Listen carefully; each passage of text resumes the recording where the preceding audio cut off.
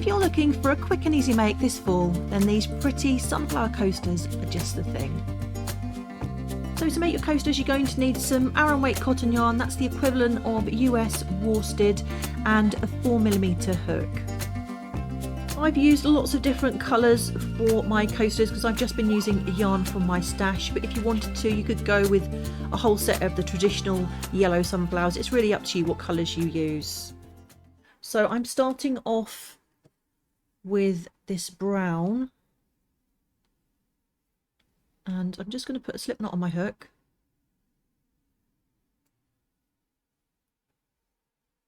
And chain 4. 1, 2, 3 and 4, and then we're just going to join to that first chain to form a ring. Then you're going to chain 1. This doesn't count as a stitch. I'm now going to put 12 single crochet into the ring. 1, 2, 3, 4. I'm working over the tail as I go. 5, 6, 7, 8, 9. Whoops. Need to scooch the stitches around a bit, you can do. 10, 11,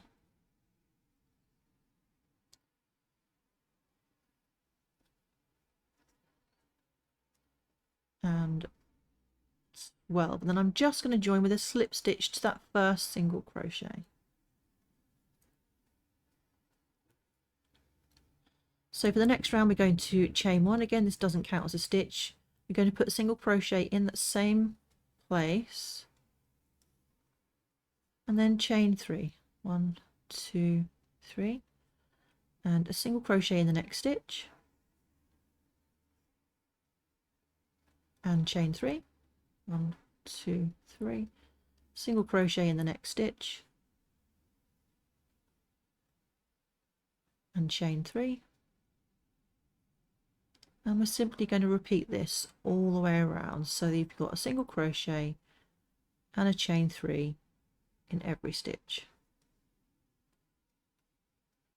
So I've worked around with every stitch. We just need to do a chain 3 and then join to that first single crochet to finish off the round. To start the next round, we want to be starting in this chain space, so I'm going to put a slip stitch into that space, chain 1, this doesn't count as a single crochet, and then single crochet in that same space. Then going to chain 3, 1, 2, 3, and then put a single crochet into the next space. So essentially it's the same as the last round, but we're just working into the spaces instead of the stitches. So chain 3, single crochet in the next space, chain 3, single crochet in the next space, and so on all the way around. Once we get to the end of the round, we're just going to join with a slip stitch to that first single crochet, and then we're going to fasten off this colour. So you're going to join your next colour into any chain 3 space with a slip stitch.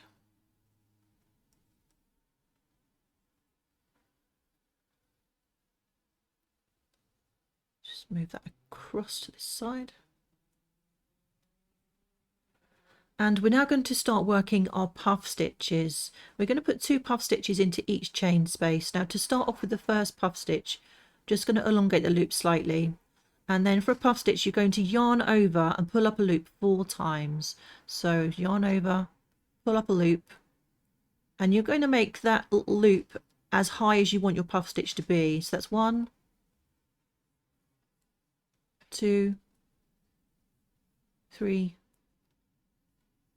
and 4, and then you're going to yarn over and pull through all of those loops, and then we'll chain 1.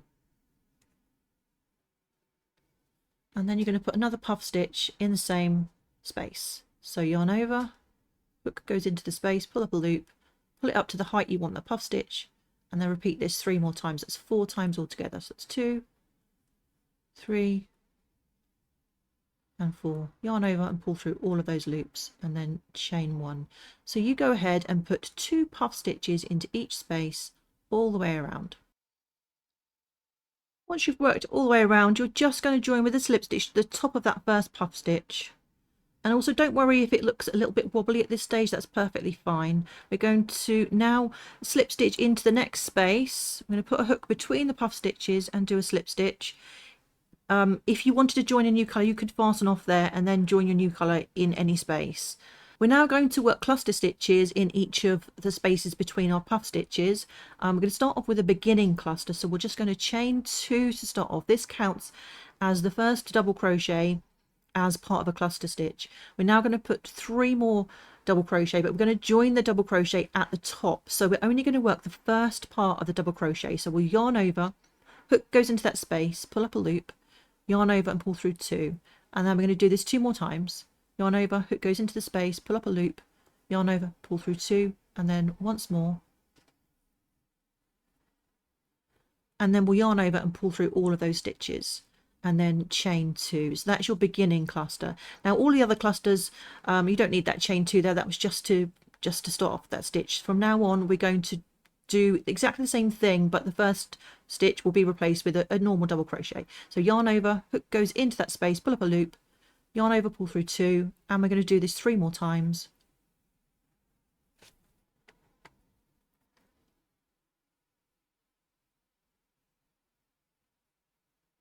And then yarn over and pull through all of those loops and then chain 2. So I'll show you that cluster once more. Yarn over into that space between your puffs, yarn over, pull through 2, yarn over into that space, pull up a loop, yarn over, pull through 2.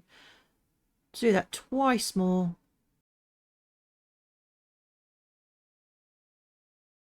Then yarn over and pull through all of those loops and then chain 2. So you go ahead and put a cluster stitch and a chain 2 in between each of your puff stitches. So once you've worked all the way around, we're just going to join with a slip stitch to the top of that first cluster and then fasten off. So the last round of our coaster is very simple. I'm just going to put a slip knot on my hook with the next colour that I'm using. And then in any chain space, we're just going to go in with a single crochet. And then 2 more single crochet into that same space. And then in the next space, 3 single crochet. 1, 2,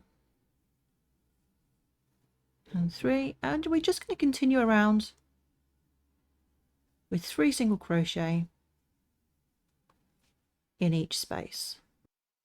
So I've worked all the way around. Now as the coasters are really decorative more than functional, as in you're not going to be wearing them like you would a garment, so they're not going to get pulled around as much. So I'm going to do an invisible join. Usually I don't tend to use the invisible join because it's not quite as secure, but because you've got a decorative edge, I think it does look much nicer for something like a coaster or a mandala. So I'm just going to cut the yarn and then just pull that through and then put this yarn tail onto a darning needle. So we're just going to go through both loops of this first stitch and then through the back loop of the last stitch, and then you just need to make sure you weave that end in very securely.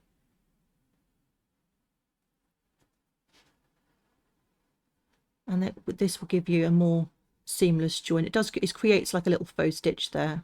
And your finished coasters will look something like this. If you would love to see how to turn this coaster into a granny square, then watch this video next. Take care and I'll see you in the next one. Bye bye now.